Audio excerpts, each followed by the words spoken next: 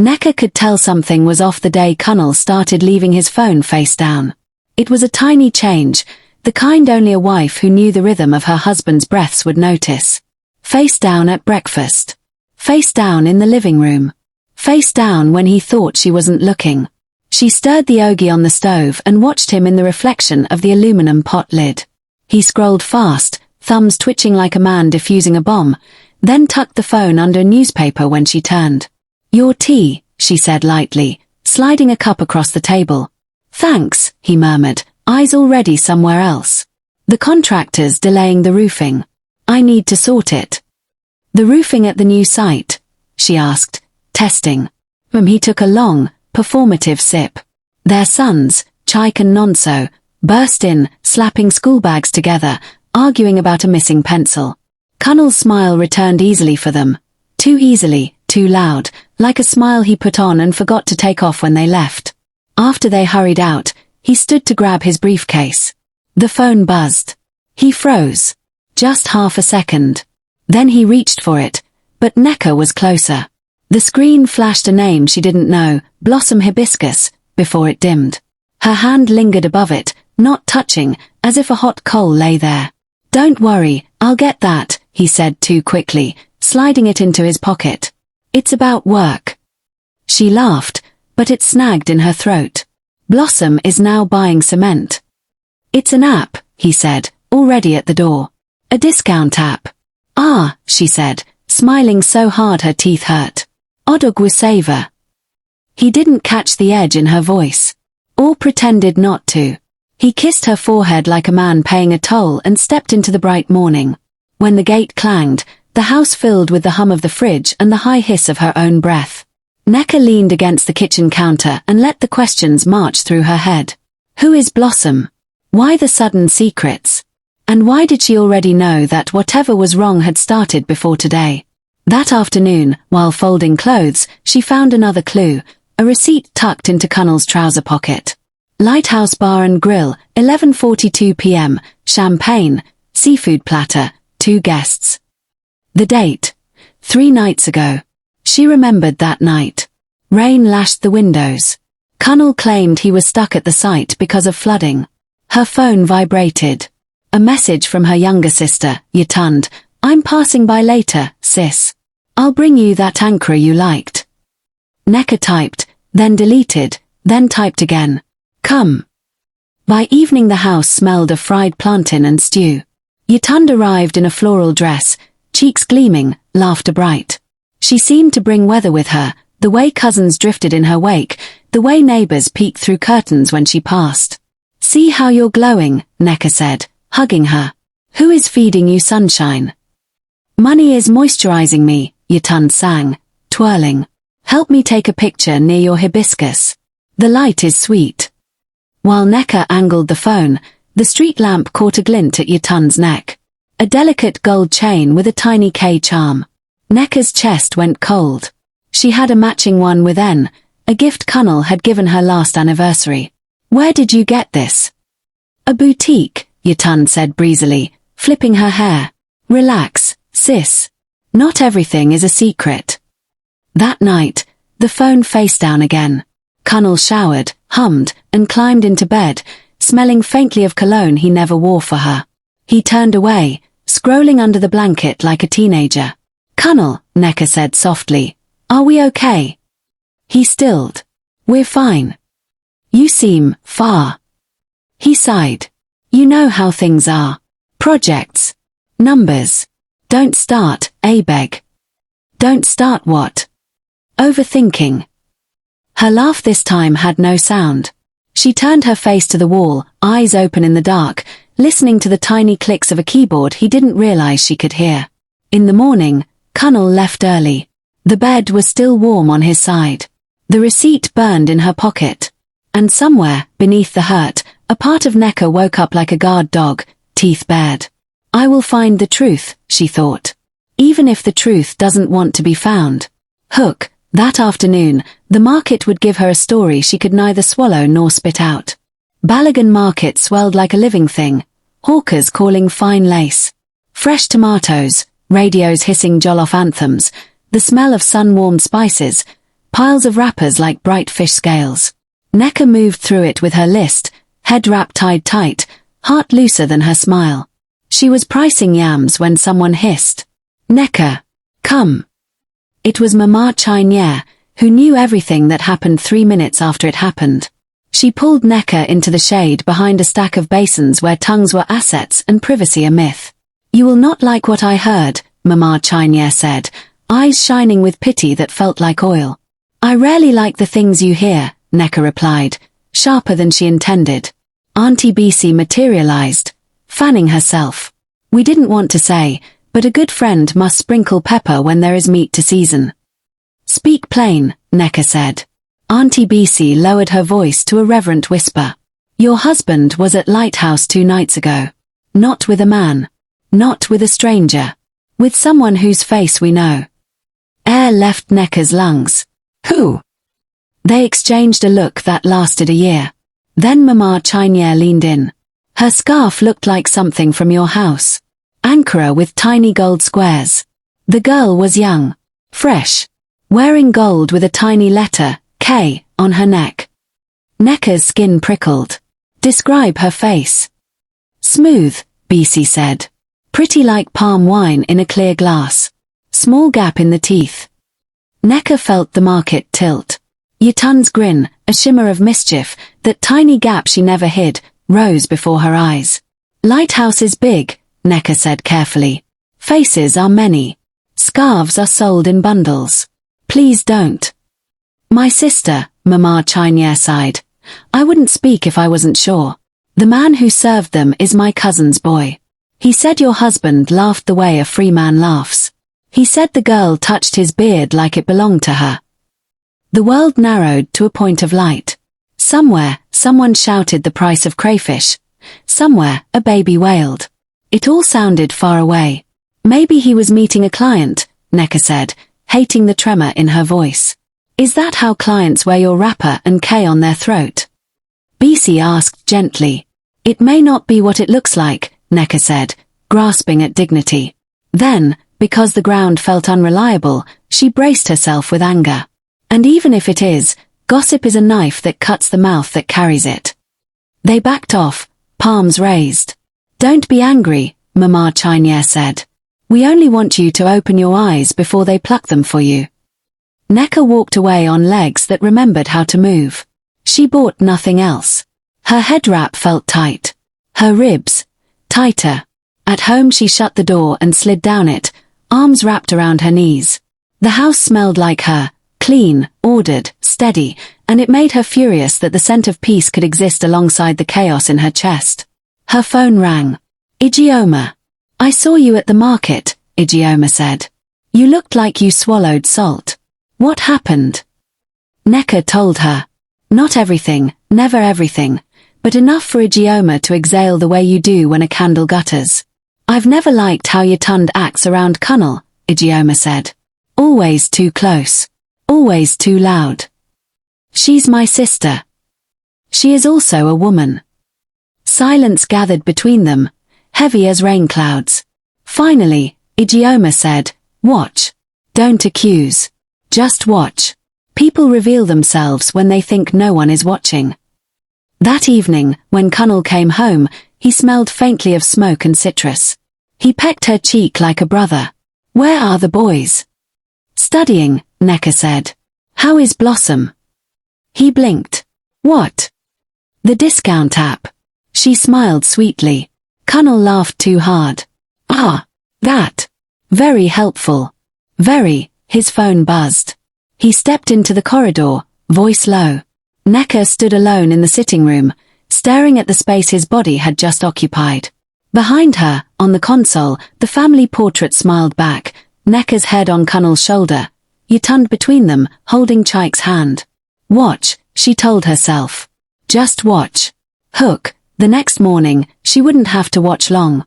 The truth would walk into her house wearing her jewelry. Saturday morning. The house yawned awake slowly. Nneka was kneading dough for meat pie when the door swung open and Yitund breezed in like a song on a good radio. "Sis," she sang. "I brought suya and gist." She dropped onto a stool, pulled out a compact, and pouted at her reflection.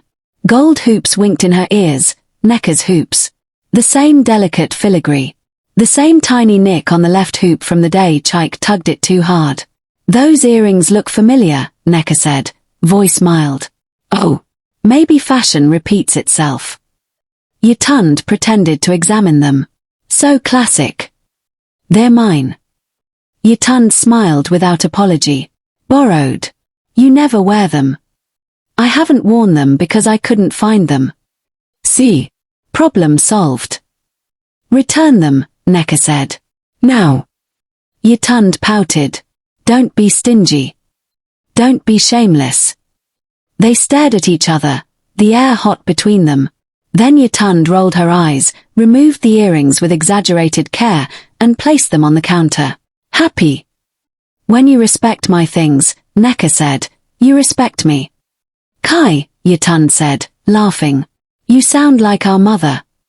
Maybe it's time someone did. Yitund slid off the stool. Relax, sis. Life is short. Why are you hoarding joy? Joy is not a thing you snatch from my room.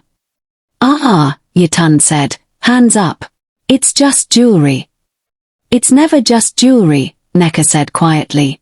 The boys thundered in, breaking the tension. Yitund scooped Nonso up, twirling him until he squealed. I brought gifts, she announced, handing out sweets. The house warmed around her. That was her power, she made you forget why you were angry with her. Kunle came home early, surprising everyone.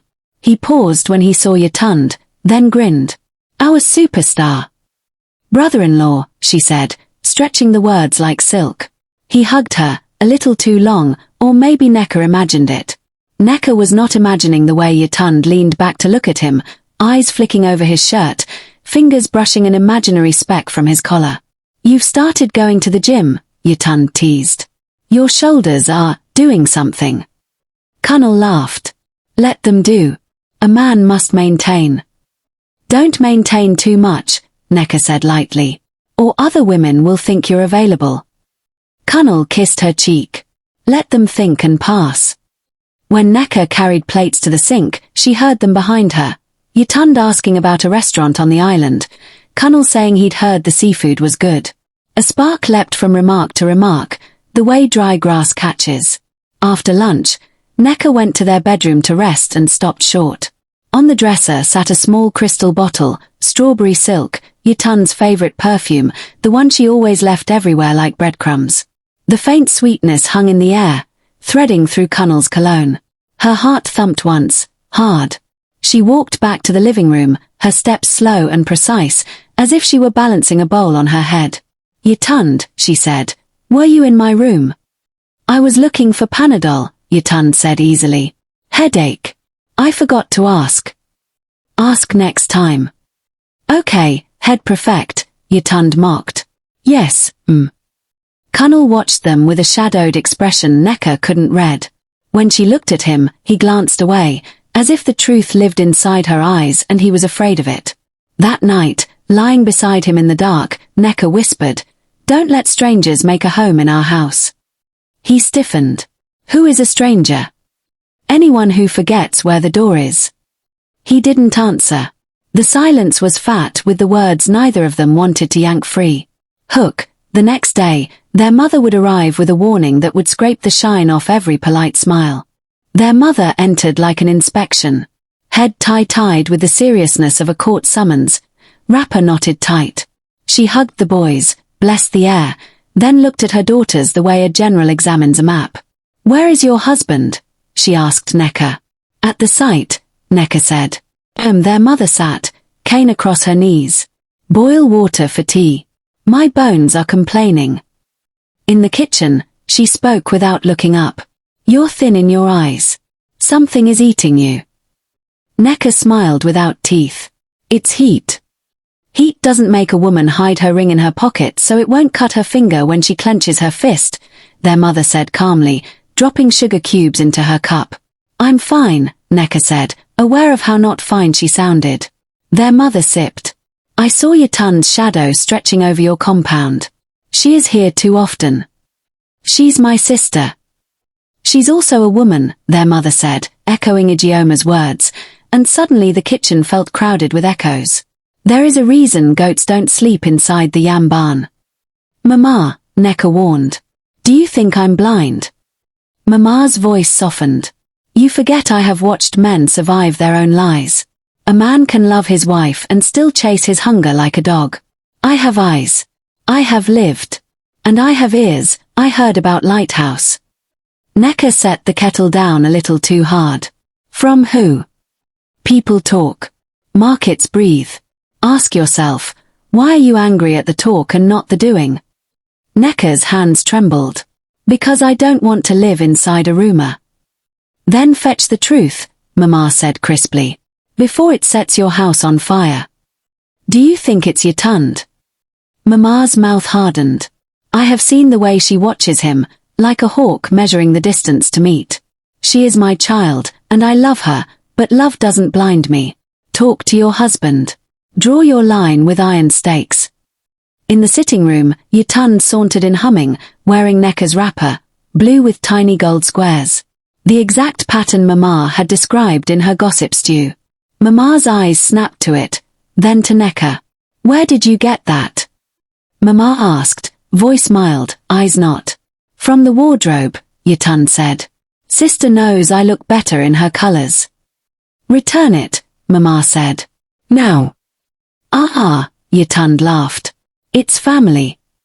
Family is not an excuse to disrespect, Mama said.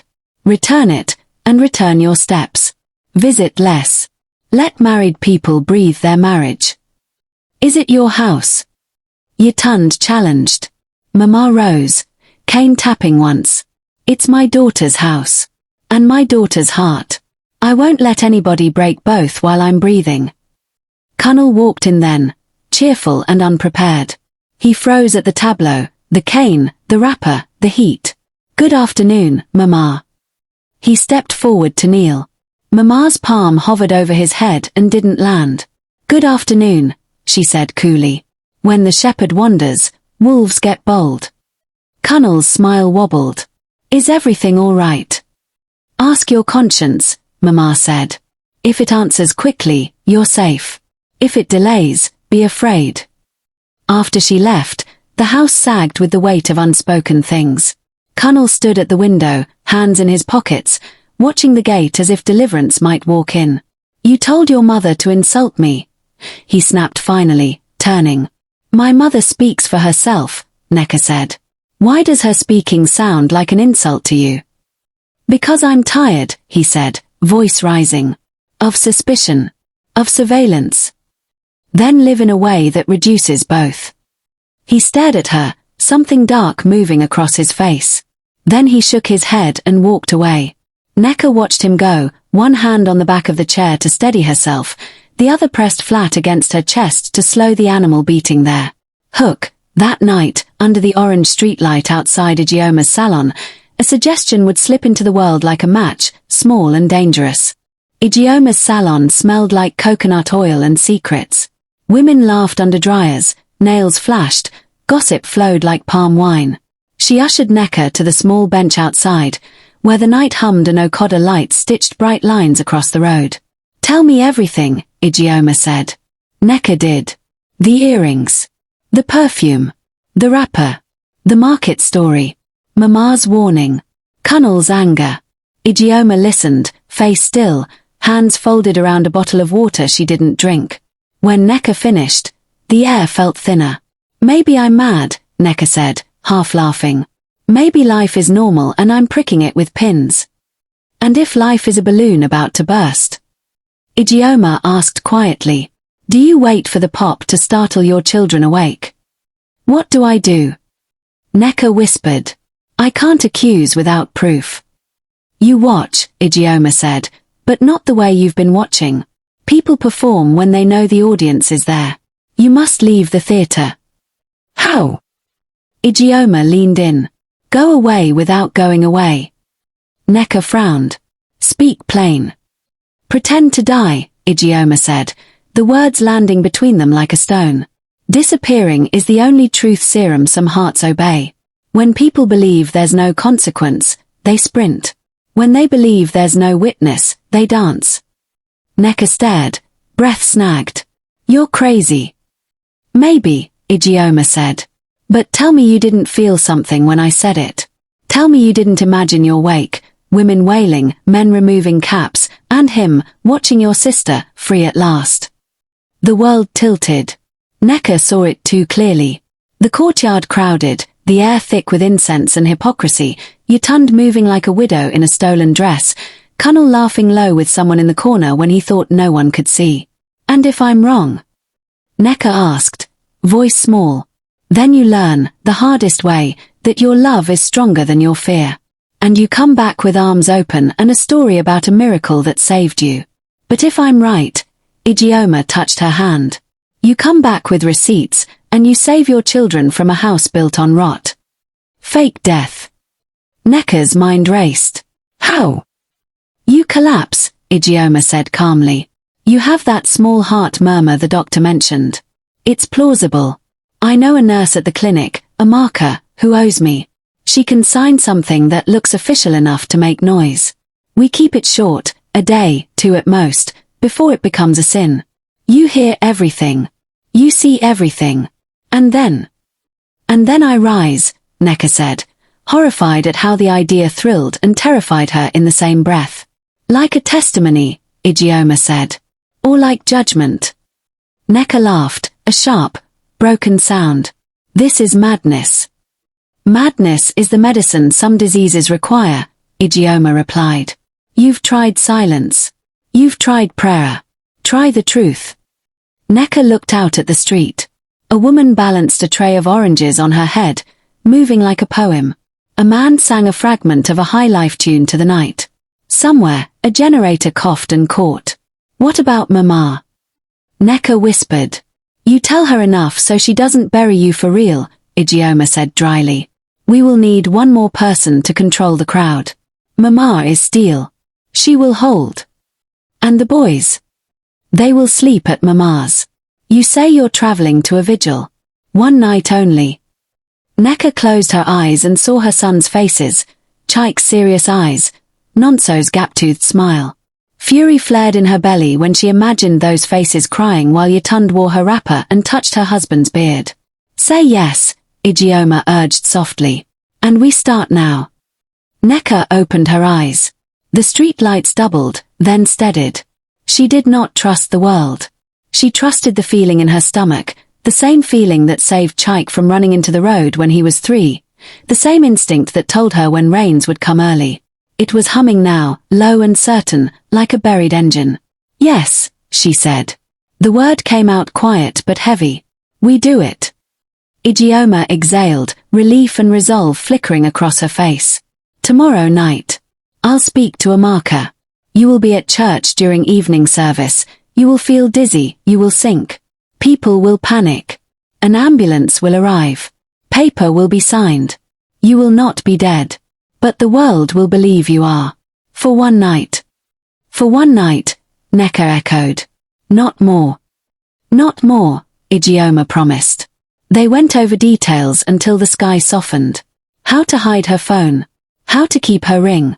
What code word to use if she needed to abort. Where she would wait. How to make sure her children were not present. When they finally stood, Ijeoma hugged her so hard the breath left her. I'm here. I know, Nneka said, voice thick. She walked home under a sky scrubbed clean by the Harmattan breeze. The gate creaked. In the sitting room, Kunle slept on the couch, one arm thrown over his face, phone cradled like a baby on his chest. The screen glowed briefly as she passed. Blossom hibiscus. Are we still meeting after the wake? Nneka stood in the doorway and looked at the life she had built, the curtains she had sewn, the sofa she had chosen, the man she had promised forever to. Grief rose in her like tidewater. Then, beneath it, something cold and sharp. Tomorrow, she whispered to no one, to everyone, to God. Tomorrow, I will know. She went to the boys' room and kissed their warm foreheads, memorizing the shape of them. In her room, she took off her ring and slid it onto a chain around her neck, tucking it inside her blouse where no one could see. She lay beside the man who snored like a safe man and stared at the ceiling until dawn drew a thin silver line above the wardrobe. Hook, In 24 hours, the village would wail, the sisters would choose sides, and a coffin would become a stage. Evening service hummed like a hive. Drums throbbed, voices rose and fell. Nneka stood in the second row, palms open, eyes hooded. Ijeoma slipped into the aisle seat and gave the smallest nod. A marker is outside. Mama is ready. Nneka's heart kicked. One night. One truth. Pastor's voice rolled over the congregation. When a foundation shakes, you don't plaster the cracks. You go to the root. Somebody say. Root, the church shouted. Heat gathered behind Nneka's eyes. She swayed, fingers tightening on the pew. Then she let go, gently, the way a leaf lets go of a branch. The floor rushed up. For a heartbeat she saw Kunle's face in her mind, surprised, wary, always just out of reach. Then the world tilted. She fell. Gasps exploded. A woman screamed Jesus, as if the name could hold gravity. Ushers spilled into the aisle. Mama moved like lightning, bending to cradle Nneka's head with a tenderness that masqueraded as panic. Call an ambulance, she barked. Now. Ijeoma was already dialing. Yes, we're at St. Jude's. She's not breathing.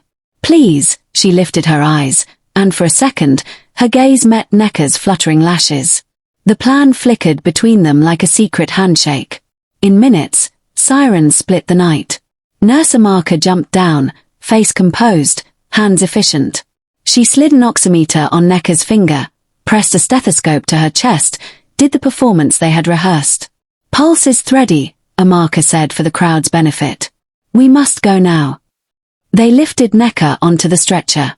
The church doors gaped, then swallowed her. A child wailed. Someone started a shaky hymn. Mama climbed into the ambulance, jaw set, knuckles white around her purse. As the doors slammed, Ijeoma mouthed, "See you soon." The ambulance lurched away. Inside, the siren was a thin animal. Amaka leaned over Nneka, voice low now, professional mask cracked just enough to show the woman beneath. Breathe slow. Stay limp. The rest is noise. Nneka nodded, eyes closed, surrendering to the deceit she had chosen. She thought of her boys. Then she thought of Kunle, and the soft part of her became iron. At St. Jude's back gate, the show ended. The ambulance rolled into shadow. Amaka killed the siren, opened the rear door, and helped Nneka sit up. A chill crawled over her skin. She wrapped her arms around herself. From here, Amaka said, we go to Ijeoma's back room. You cannot be seen. Your mother will control the wake until morning. My sons. Mama has them, Amaka said gently. Eat something. Keep warm. No phones. No peeking except what we planned. Nneka swallowed. And the paper. Amaka produced a folded sheet with a stamped seal. Preliminary report. Enough to hush questions for a night. The hospital's security light blew a tired cone across the gravel.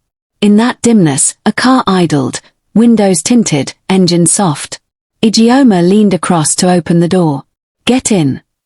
Nneka climbed into the smell of coconut oil and anxiety. Ijeoma squeezed her hand hard enough to hurt. No going back. No going back, Nneka echoed.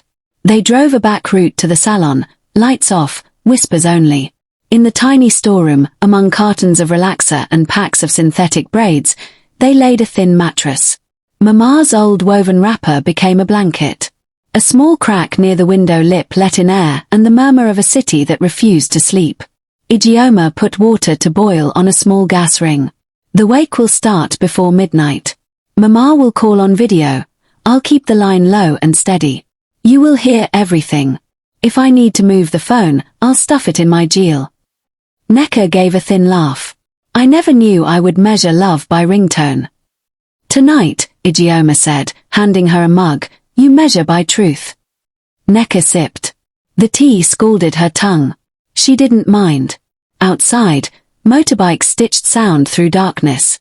Somewhere a generator coughed. The night gathered itself like a curtain. She lay down. The mattress accepted her weight. She watched the shadow edges of stacked boxes until they softened, and a tired sleep, jittery and shallow, crept over her like a thief.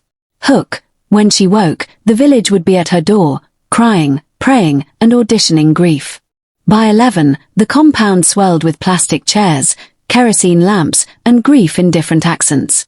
Transition to glory posters, pale, poorly printed, bloomed on the wall. Someone had found her wedding photo, blown it up so her smile was the size of a plate. It watched the courtyard with old happiness. Igioma's video call sat face down on a stool near Mama's feet, its camera tilted toward the crowd. From the salon storeroom, Nneka lay rigid, eyes closed, ears straining. The call's low hiss brought the compound into the room, the scrape of chairs, the clink of cola nuts, the steady river of condolences.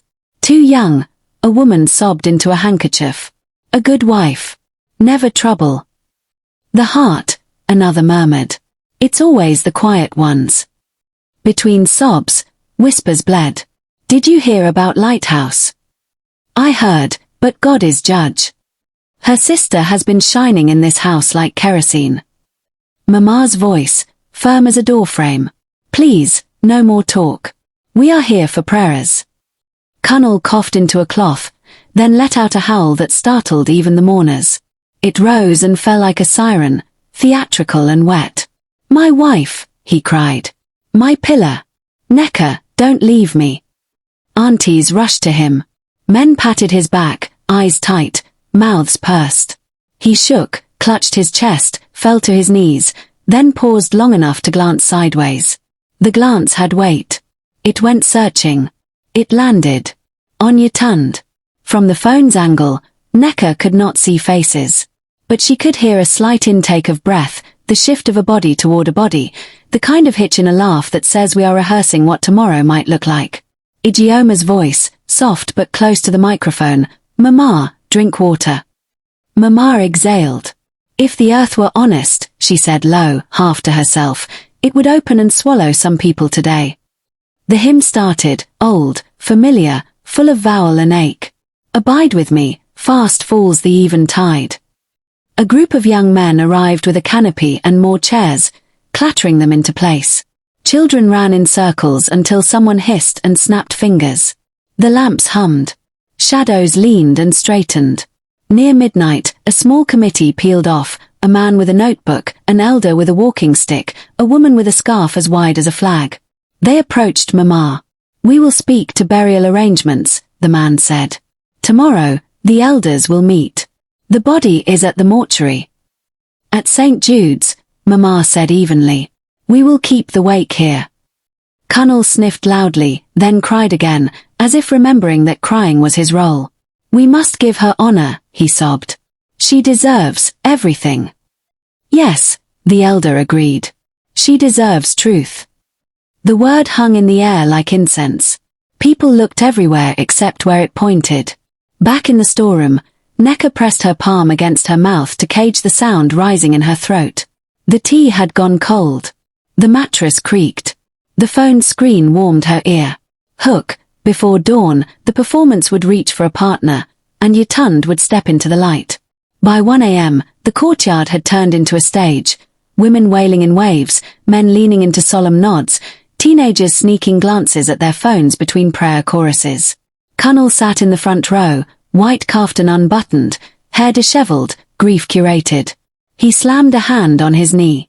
If love could buy life back, he cried, I would empty my pocket. I would sell my... His voice broke elegantly. Take it easy, an uncle soothed. No one fights God. Kunle dabbed at his eyes. God knows I loved her, he said, each word a performance beat. Everyone knows. A drunk voice cut across the morning. Love. It was Uncle Darlington, the one whose words never learned to walk straight. I saw your car at. Uncle, please, someone hissed. Laughter flitted like nervous birds then died. Kunle shot a quick look left. The kind of look men give when they don't want to be seen looking. The phone MC picked it, the whisper of fabric, the slide of a chair. It didn't catch the glance, but it caught the silence that followed, the charged pause, the secret corridor carved by two eyes finding each other in a room full of witnesses. On cue, Yitund drifted forward with a tray, water, biscuits, handkerchiefs folded like dove wings. Her wrapper rustled, Nneka's blue with tiny gold squares. Mama's breath caught, audible even through the low audio. Brother-in-law, Yatund murmured, kneeling. Drink small. Kunle accepted the cup with both hands, eyes wet, voice hoarse. Thank you. She shifted closer. Their fingers touched when she passed him a second handkerchief. Electricity snapped lightless between them, felt rather than seen, a tremor in the air. An auntie across the aisle stiffened. Another woman pinched her friend's thigh and a hissed prayer became something like a warning. Ijioma's whisper to the phone, "Are you hearing?" "Yes," Nneka breathed. The word scraped her throat. A child started crying near the gate. Nonso. Mama scooped him up, rocking, murmuring, "Hush, my lion. Hush." Kunle glanced back, face arranged into father. "Take him inside," he called gently. "Don't let him see too much." "Let him see the truth for once," Mama muttered. Prayers resumed. A pastor from a neighboring street took the floor and launched into a thunderous exhortation about faith in storms. As Amen rolled like thunder, Kunle's phone vibrated on the stool. Quick as a trick, he slid it under his wrapper, thumb moving. The mic caught the faintest buzz of a message sent, the brighter buzz of one received. Ijeoma inched the phone closer with her sandal, just enough for the screen to flash. "Blossom Hibiscus, are you okay? Still meeting after?" "Kunle, not tonight. Too many eyes." "Blossom Hibiscus. Tomorrow then. After they leave." The room spun for Nneka without moving. And though she had suspected, and though she had planned for the worst, the sight of it, the words that reduced her life to a scheduling conflict, struck like cold water. Mama's voice rose. "We will now sing nearer, my God, to thee." And the courtyard obeyed. But as voices braided, Yatund's hand, light as a moth, settled on Kunle's shoulder. He didn't shrug it off. On the other end of the call, in the dark storeroom, Nneka lay very still and felt something inside her turn to iron filings aligning toward a magnet called morning. Hook, by dawn, it would not just be a hand on a shoulder, it would be a claim.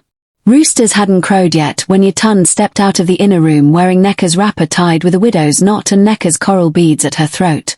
The beads sat on her collarbone like stolen royalty. Murmurs rippled. Somebody coughed tufia, under their breath. Mama stood.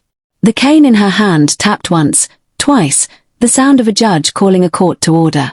"Remove those," she said, not loud but heavy. Yatund turned, innocent practiced to a sheen. "Mama, I wore them to honor her." "You honor the dead by not stealing from the living," Mama said. "Remove them."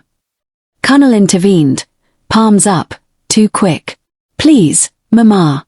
Let's not fight. She's helping." "Helping what?" Mama's eyes cut to him. "Helping you forget whose house this is." Yatund's smile hardened. "I stayed overnight to keep the house. I cooked. I greeted guests. I calmed the children. Is that a sin?" "No," Mama said. "The sin is your hand on what isn't yours. The sin is speed." Gossip gathered like harmattan dust. Auntie Bisi couldn't hold herself.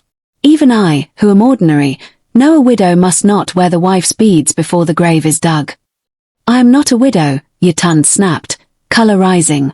"I am her sister." "Then behave like one," Mama said. Kunle's jaw flexed.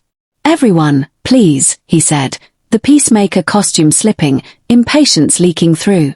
"Let there be peace in this house." This house had peace, Mama returned, before some people mistook welcome for invitation. Yatund's eyes glittered. She looked around at the chairs full of witnesses, then made her move. She stepped to Kunle, stood beside him, and slid her hand through the crook of his arm. Public, smooth, the way a woman announces a choice and dares the world to blink. A collective gasp. An elder's walking stick thudded. A cousin covered her mouth. "Help me to help him," Yatund told the room, chin high. "He is breaking." "Breaking." Mama repeated softly. "Then let God gather his pieces. Not you." A pastor attempted a hymn to smother the scandal, but the song stumbled over the moment and fell. Kunle removed his arm as if burnt, but too late. The picture had been taken, the gossip etched. From the storeroom, Nneka listened to her life re-sewn with hands that didn't respect the original pattern. She pressed her ring against the hollow of her throat until it left a crescent on her skin. Breathe, Ijeoma whispered into the call. Don't move. Let them write their names in ink. A child bumped a stool. Nonso's small voice drifted in like a bird with a broken wing. Auntie, can I sit with you? I want Mummy. Yitun's voice softened in a hurry. Come, my baby. Mama's cane struck the ground. He is not your baby. Silence fell like a slab. Hook, and when the silence cracked, it was Chike's voice that cut through, sharp, hurting, and impossible to ignore. Dawn bled into the courtyard, colorless and tender. The canopy trembled in the early breeze. People's faces looked used, crumpled by the night. Chike stood in front of the chair where Kunle perched. 10 years old and trying not to cry like a small boy, his fists balled at his sides, his voice a thin wire stretched between rage and begging. Daddy, he said, where is Mummy? Kunle swallowed. Mummy has. His voice broke into the line he'd been given by grief customs. She has gone to be with God. Chike's chin trembled. When is she coming back? Kunle shut his eyes. She's not coming back. The words cracked something that had been holding. Tears spilled. Chike flung himself forward, not into his father's arms, but thudding chest first against his knees, pounding them with small fists. Bring her back. Bring her back. Stop this, Kunle snapped, voice low and sharp. Stop disturbing the guests. Mama was there in 2 steps, gathering Chike before the shame could seal. Disturb who? She flared, eyes on Kunle. Is grief a disturbance now? Is a child's cry an offense in his mother's house? Chike clung to her like a drowning swimmer clings to a raft. Nonso toddled over, thumb in mouth, eyes swollen. Grandma, I want Mummy, he whispered, and something inside the crowd shifted, a collective flinch, a human sound that didn't care for propriety. Yitun hovered, face a careful arrangement of concern and martyrdom. She extended a hand. Let me take them inside. They need rest. Mama didn't look at her. They will rest where their mother taught them to rest, she said. With me. An elder cleared his throat, trying to steer the day back to a script. We will reconvene this afternoon to finalize the burial timetable. Kunle nodded, jaw tight. Yes, yes. From the phone's vantage on the stool, voices drifted, chairs scraped, the compound changing temperature as some people left to bathe and return. In the storeroom, Nneka sat upright now, no longer lying down. The tea beside her had gone slick and cold. Now you see, Ijeoma said softly. Not guess. See. Nneka wiped her face with the back of her hand. I thought pain would dull. It sharpens. It sharpens you, Ijeoma corrected. That's different. Nneka set her palms flat on the floor. The tiles felt cool, sane. No more bargains, she whispered. No more pretending sunlight is moonlight. On the call, a new voice filtered in, oily, glib. A woman's laugh. Kunle, you handled things well, the voice said, too near the mic, as if she had bent to whisper and accidentally fed the room. After. Call me later, Blossom, Ijeoma mouthed, eyes blazing. She slid the phone a fraction closer, as if proximity could turn sound into a confession written on a wall. Kunle's reply was a murmur lost under the scrape of another chair, but the shape of the moment was enough. In the spaces between words, choices became maps. Nneka's fingers found her ring on the chain again. This time she didn't press it to bruise. She simply held it, steady, like a compass. Today, they will plan my burial, she said, voice flat as iron. Let them. And tonight. And tonight. Ijeoma prompted. Breath held. Tonight, Nneka said, we will begin planning their resurrection into truth. In the courtyard, Mama's voice rose above the drip of morning. Go and rest, all of you. We will meet again in the afternoon. This house will not be a theater for shamelessness. Not while I breathe. The phone tilted as she stood. For a second, through the sliver of camera and chance, Nneka saw, blurry but unmistakable, Kunle reaching for Yitun's wrist, a reflex he half finished before awareness snapped him back. He dropped his hand as if it had bitten him. Too late. The picture had taken itself again. In the storeroom, Nneka closed her eyes. The monster had shown its face. Now it would learn how to run. Hook.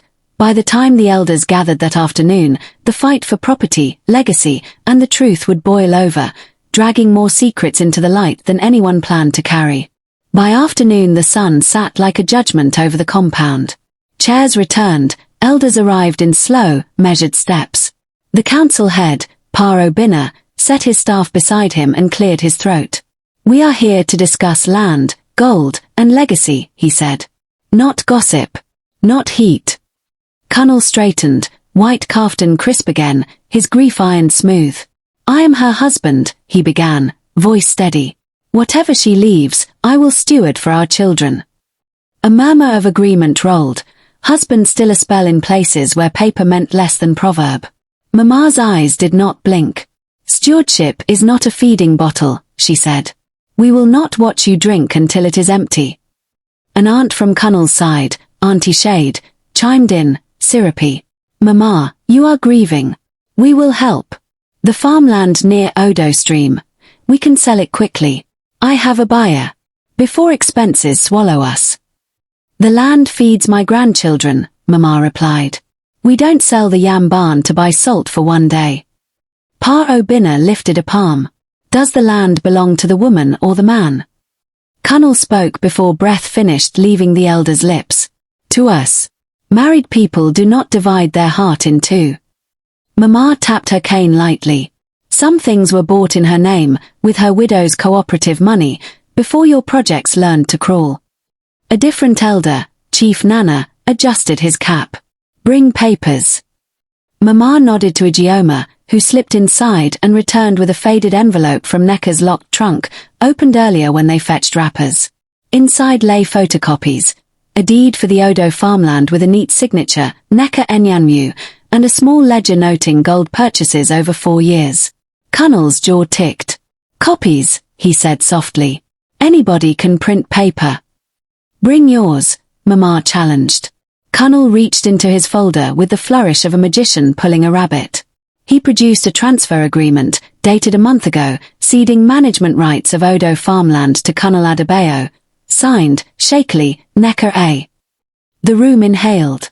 Mama's mouth became a thin blade. "Why would my daughter sign away the ground under her children's feet?" "For convenience," Kunle said lightly. "Too quickly. For speed with a bank facility." "Where was I?" Mama snapped. "I am not a goat tied behind the house." BY squinted at the paper. "Witness." Kunle tapped a line. A signature bloomed there, Uncle Darlington. Heads turned. The uncle, already sweating palm wine, blinked at his name. "Ah, I was there. Paper is paper." "Where?" Mama demanded. "In darkness." Darlington hiccuped. "At Lighthouse," he blurted. "After pepper soup. It was festive." A hiss rippled. People shifted. Who executes land transfers between champagne bubbles? Kunle's smile froze.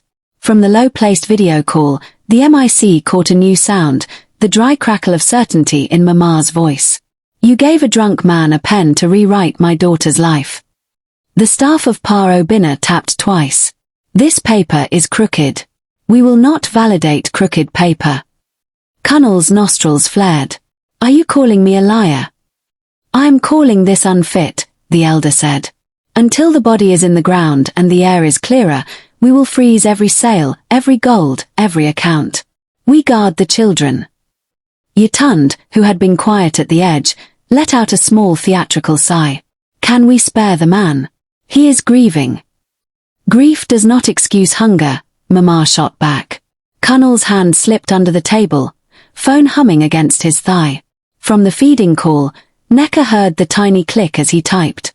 Hook. Before the staff could strike again, 2 women arrived in identical black scarves, eyes wet and loud, bringing with them a fresh storm of performance.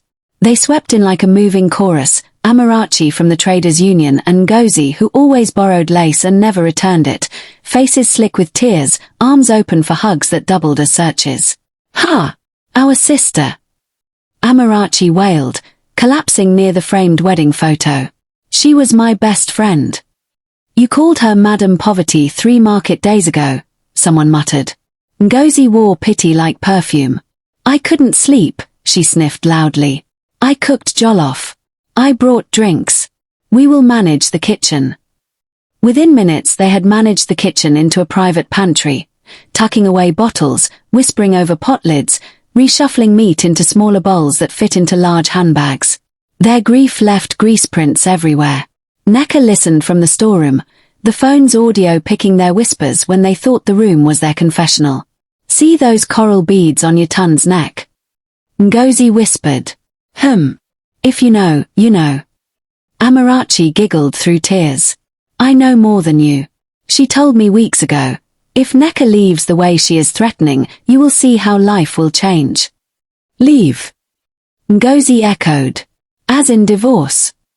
As in, vanish, Amarachi said, lowering her voice dramatically. Said the marriage was choking her and she would teach him a lesson. Me, I didn't believe. The sentence landed in Nneka's chest like a bad omen. Who had whispered what to whom? Truth and lies were now arm wrestling in her name. Down the corridor, fake sobs rose again as the 2 women moved from the kitchen to the inner rooms, opening drawers, smoothing wrappers, leaving the faint scent of strawberry silk in their wake like smug fingerprints. Mama intercepted them at the doorway to the bedroom. Are you the police? She asked sweetly. We are helping, Amarachi began. You've helped enough, Mama said, smile never reaching her eyes. Drop the key. Go and help your own houses. They retreated, ruffled, and poured more tears over their exit like sachet water over hot ground. Back outside, they resumed center stage. She told me husband had a side woman, Ngozi confided to an eager cluster. I refused to believe. But today, she jerked her chin toward Yatund, whose wrapper and beads presented evidence, whether intended or not. Ijeoma drifted near them, arranging chairs with deliberate slowness, phone still face down near Mama's stool. She murmured in Amarachi's direction, just loud enough. People who love you don't empty your kitchen and your name in one day. Amarachi's smile, brittle, didn't reach her eyes. We are all mourning our own way. Some mourn with a handbag, Ijeoma said. A smothered laugh sparked, then strangled. The fake friend shot her a look and slid away to a safer corner. From the storeroom, the noise felt like rain beating a roof, constant, irritating, almost hypnotic. Nneka pressed her palms to her temples. Between the lies and the half-truths, she looked for steady ground. Hook, it came lurching, reeking of gin, Uncle Darlington, stumbling back into the circle with a secret he had kept in his pocket too long. He returned with a bottle half empty and a conscience half full. His shirt was unbuttoned wrong, cap askew, eyes wet with either sadness or spirits, no one could tell. Everybody, he announced to no one and everyone. Truth is a stubborn goat. If you rope it too tight, it bleats. Uncle, sit down, Auntie Shade hissed. He didn't. He swayed to the middle, where the picture of Nneka smiled like a ghost who knew the last joke. I am the witness, he said, jabbing his thumb at his chest. To paper. To plan. To plate of pepper soup the day they cooked this warala. Which day? Pa Obinna asked, patient as a doctor letting a child cry first. The day Kunle said to me, Uncle, do you know a carpenter who can fix a panel inside a wardrobe for small keeping? And I, foolish and hungry for small change, said yes. Murmurs. The word panel pricked ears like needles. What are we keeping? Mama asked, voice flat. Darlington's laugh skittered. Ah, gifts. Receipts. Jewelry that came and went quickly like rain in dry season. Yatund shot to her feet. This is nonsense. Nonsense. Darlington's eyes sharpened briefly. I saw you at Sunset Suites 3 Wednesdays in a row. The one near Lighthouse, with blue curtains and a bed that squeaks like a rat. You wore that wrapper, he pointed, wobbling, and you came out smiling like someone who found lost sugar. Someone dropped a cup. Another woman covered her mouth with both hands, eyes huge. Kunle's voice sliced. You are drunk. And you are a planner, Darlington returned, sternness briefly sobering him. At the bar you ordered champagne and wrote on napkin, "After burial, move land, sell half, travel." You tore it, but a piece remained, and I kept mine because I knew the future would ask questions and I wanted answers to have receipts. He fumbled in his pocket and produced a greasy napkin corner, words smeared but legible enough to wound, "After, sell half, travel." Pa O'Binna took it, eyes narrowing. "You destroy a house with pen and bottle," he said to Darlington. "But at least you didn't burn the pieces." Kunle surged to his feet. "This is character assassination. I loved my wife." A child's laugh, bitter, small, came from the back. Chaik, crouched next to Mama's chair, had learned a new sound. Yitun's face flamed. "Why are we listening to a man who doesn't know his left from the ground?" "Because drunks sometimes speak before fear finds their mouth," Mama said softly. "They are loud, but truth is louder." Darlington swayed again, energy spent. "If I die today, know I tried," he mumbled, then collapsed into a chair like a tree cut close to the root. The courtyard's temperature shifted. Cooler, meaner, more honest. Kunle's eyes flicked, calculating. He lifted his phone. The MIC caught the faint rasp of his whisper. "Meet me by the back gate. Now." Hook, the person who answered that whisper wasn't Yitund, it was the one who had been a rumor until she arrived wearing lipstick and audacity. She came with afternoon sun behind her so her edges glowed. Blossom, the kind of name you take when you want to be a season. She wore a modest dress to respect the dead and a smile to disrespect the living. "Good afternoon," she said pleasantly, as if she were delivering an invitation. Eyes did a neat circuit of the courtyard and ended on Kunle. They did not bother to disguise their reach. Mama's cane tapped once. "Who are you?" "Church," Blossom said, which was true in the way rain is wet. "We came to pray." Two girls hung behind her, identical scarves, identical glance swaps. Auntie Shade rushed forward to intercept. "Sit, sister," she cooed. "We are in the middle." Blossom slipped past her like water around a rock. She stopped 3 feet from Kunle. "Your message said now." A hush coiled. Even radios in neighboring compounds seemed to lower their volume in curiosity. Kunle's face tried on 3 expressions and rejected all. "You're mistaken," he said to the air. Blossom tilted her head. "Am I?" She pulled out her phone. The MIC on Igioma's call caught the faint plastic click as an audio note began to play. Kunle's voice flooded the courtyard. Private, intimate, damning. "After they leave," his recorded voice said, cheerful, "we'll talk at Lighthouse. Wear that blue thing I like. Don't worry, I can manage Yitund. She's available for the house. We will plan our own." The word "R" slid across the ground like a blade. Yitund's chin shot up. "Manage me," she blurted, then bit her lip too late. Heads pivoted, their gossip compass reorienting. Blossom smiled, sweet, lethal. "Men are generous with futures they can't afford," she said lightly. "He promised me a salon too. And a ring. After arrangements. I kept receipts because Lagos forgives, but memory doesn't." Ijeoma, who also owned a salon, folded her arms and let the line land. Pa O'Binna took a breath that could have put out candles. "Young woman, you have brought fire to a kitchen already hot." Blossom shrugged with an elegance that said I didn't start the stove. "Pay me my money," she told Kunle, soft but steel-threaded. "Or I'll read the rest." "You will leave now," Mama said, not to protect Kunle, but to keep the house from becoming a cinema.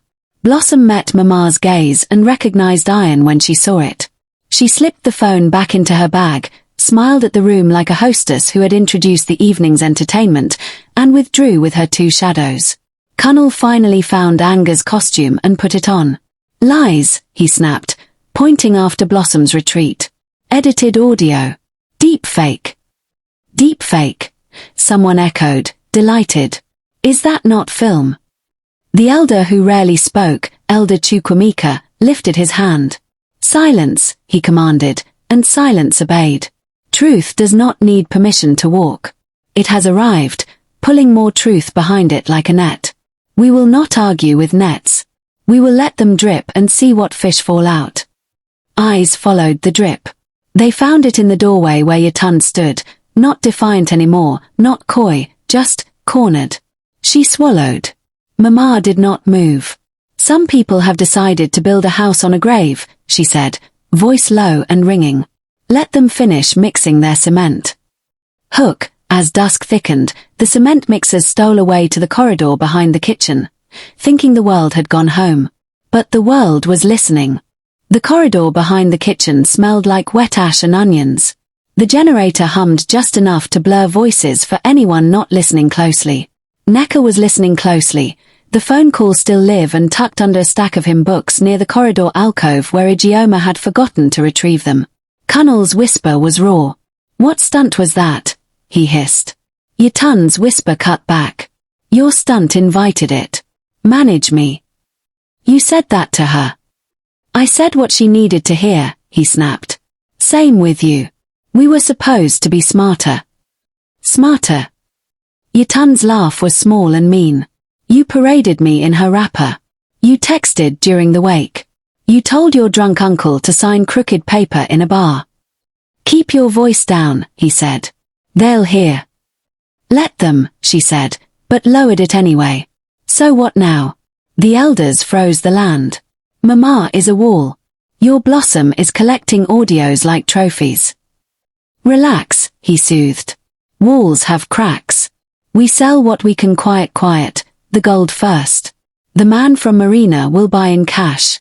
Then we send the boys to boarding school in the city with my cousin.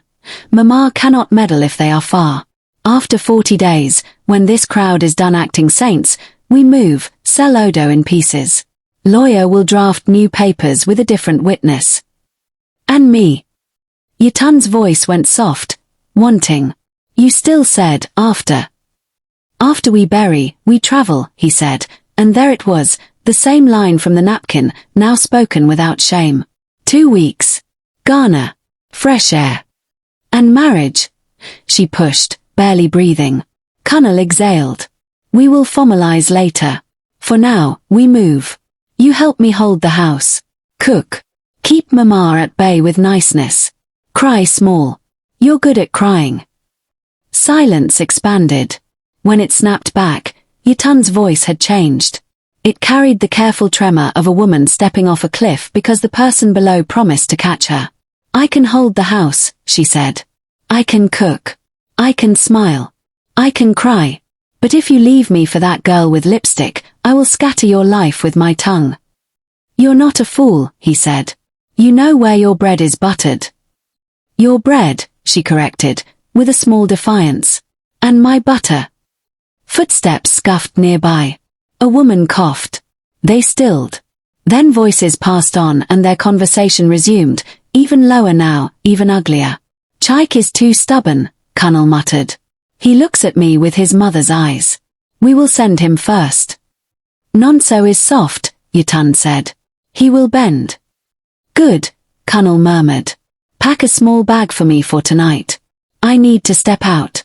That Blossom girl will not embarrass me again. I need to collect her phone and finish this audio nonsense.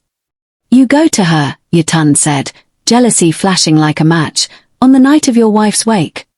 He chuckled, low, contemptuous. My wife is gone, he said. Finally, I'm free from her.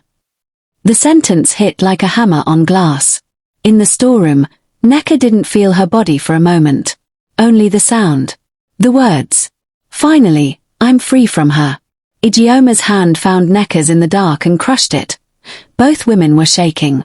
Tears came, hot, clean, different from the earlier ones. Not the tears of confusion or even betrayal. These belonged to clarity. On the call, their whispers continued, suddenly mundane after the earthquake. Meet me at Lighthouse by 10, Kunle said. Bring the smaller gold bangles. We'll start with those. Small ones first, Yatun agreed, all practicality now. Less noise. A plate crashed in the kitchen. Someone scolded a child, laughter flared and died. Life carried on 2 steps away from the rot. Nneka sat up straighter. The tiled floor was no longer cool, it was ground, solid under her decisions. She looked at Ijeoma, And Ijeoma nodded like a soldier receiving orders she'd already committed to heart. Enough, Nneka said, her voice calm like deep water. We let them finish planning the theft of my life.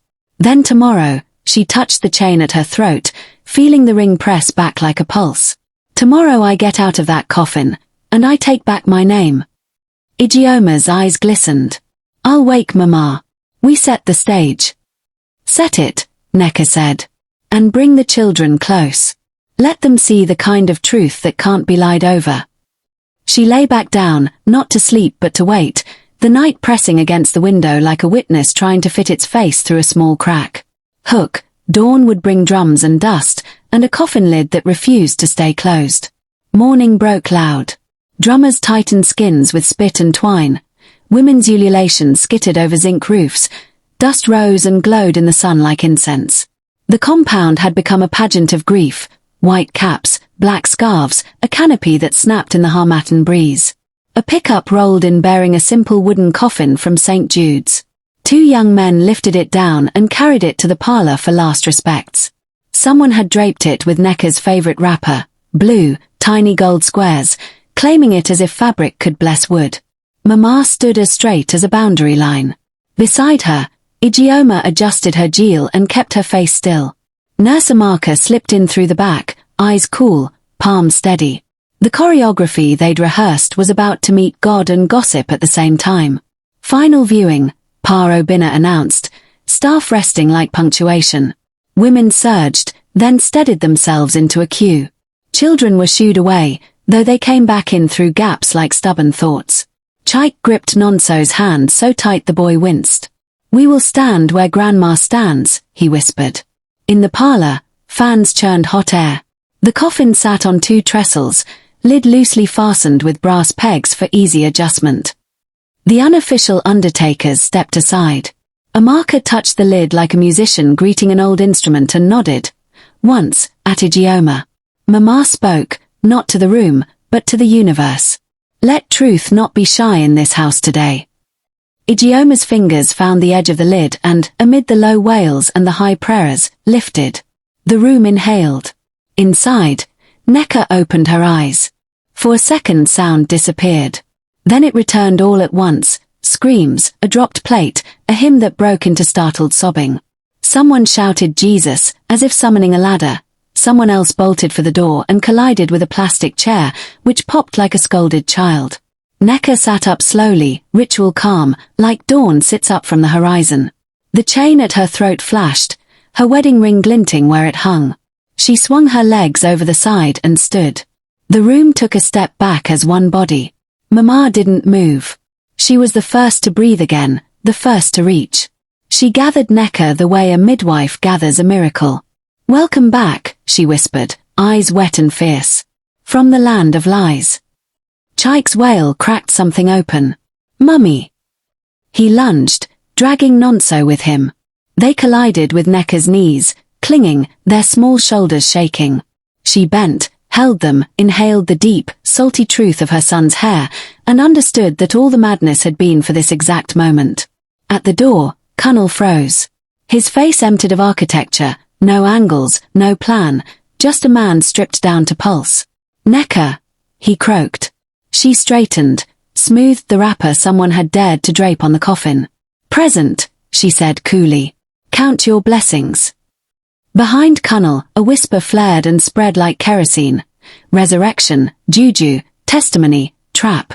People pressed forward until the doorway became a picture frame crammed with mouths and eyes. Nneka looked around the room that had practiced her absence and let her voice carry.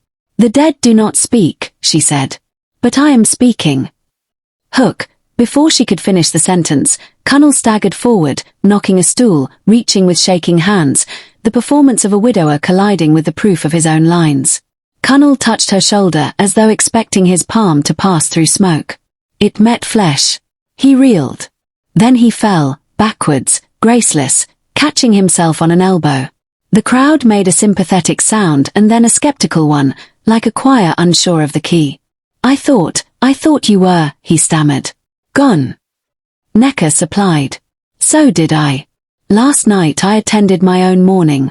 I heard many sermons. His eyes flitted everywhere, a hunted look.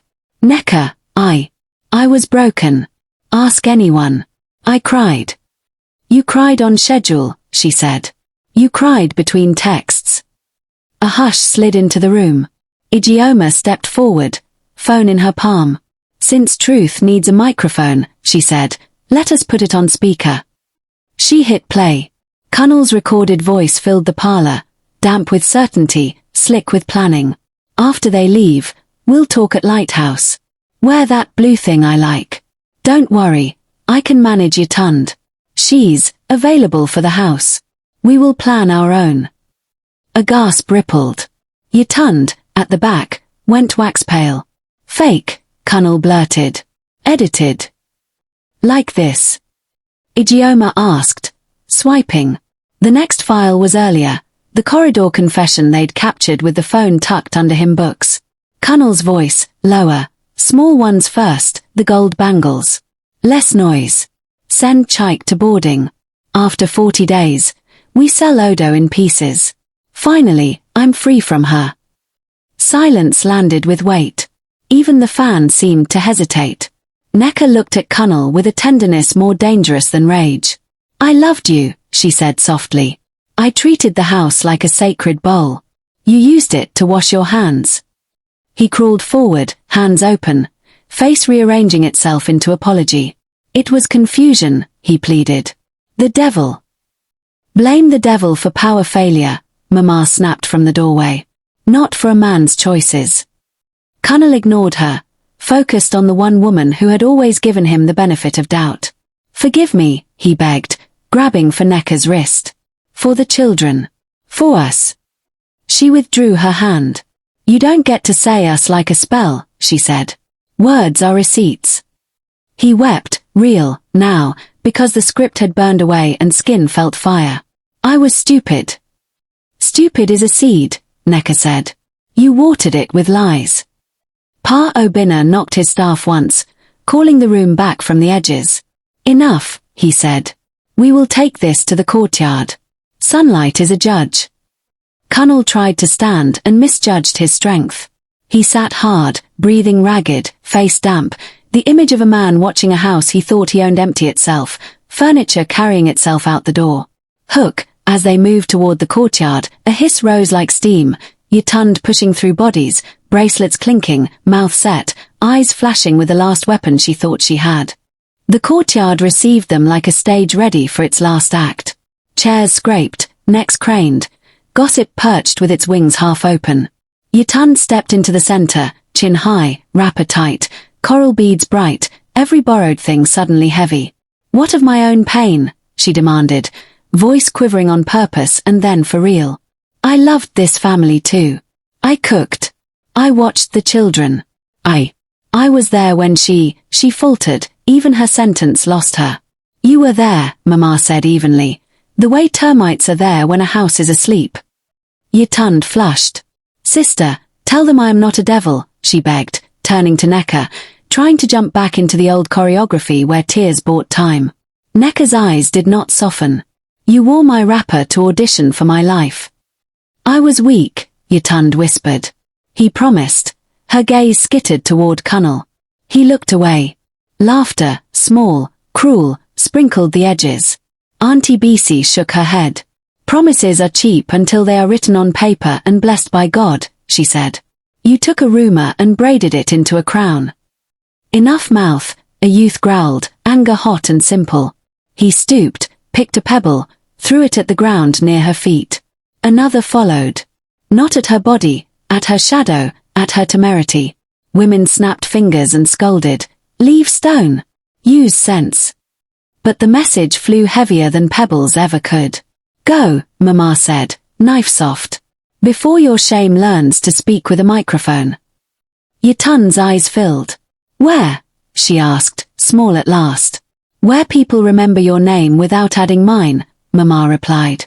Ytund's gaze ricocheted around the courtyard, seeking an ally, finding only witnesses.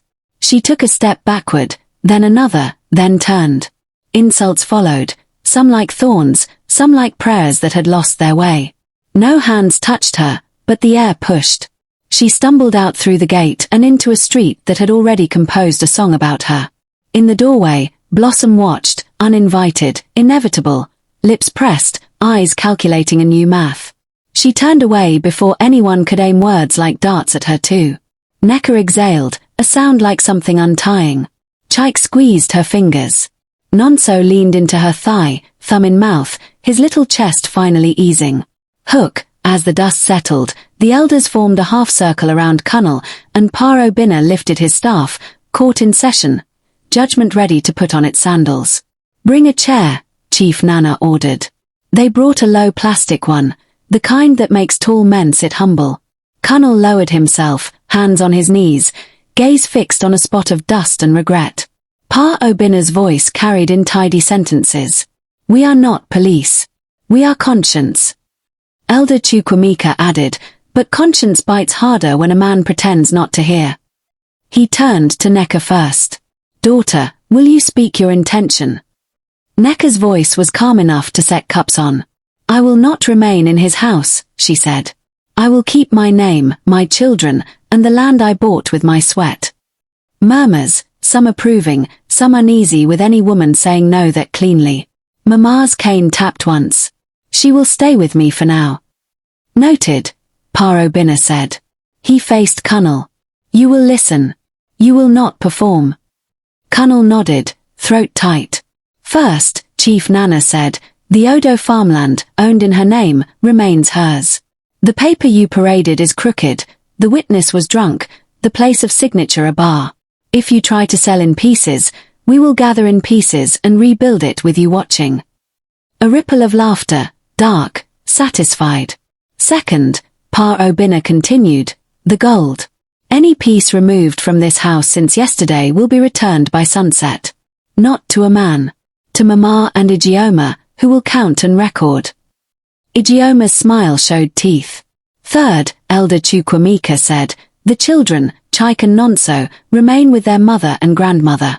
You, a chin point at Kunle, will pay school fees, medicals, and a monthly stipend fixed by this council. If you fail for 2 months, your kinsman will assist and collect from you with interest in shame. Kunle swallowed. Yes, sir.